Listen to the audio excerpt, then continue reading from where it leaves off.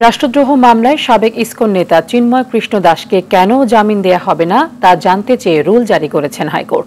মঙ্গলবার বিচারপতি আতোয়ার রহমান ও বিচারপতি মোহাম্মদ আলী রেজার দ্বৈত বেঞ্চ এই রুল জারি করেন। 2 সপ্তাহের মধ্যে রাষ্ট্রপক্ষকে রুলের জবাব দিতে বলা হয়েছে। এর আগে 2 জানুয়ারি চিন্ময় দাসের জামিন আবেদন নামঞ্জুর করে চট্টগ্রামের মহানগর দায়রা জজ। গত 31 অক্টোবর তার বিরুদ্ধে জাতীয় পতাকা অবমাননার অভিযোগে রাষ্ট্রদ্রোহের মামলা হয়।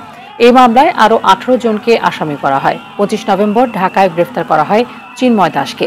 পরদিন জামিন আবেদন করা হলে তা নামঞ্জুর করে তাকে কারাগারে পাঠানোর নির্দেশ দেন চট্টগ্রাম মেট্রোপলিটন ম্যাজিস্ট্রেট।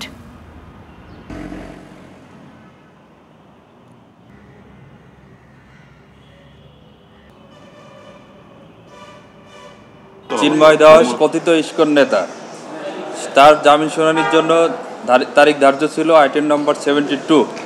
সেখানে উভয় পক্ষের শুনানি শেষে অনারেবল হাইকোর্ট ডিভিশন 2 সপ্তাহের জন্য রুল জারি করেছেন।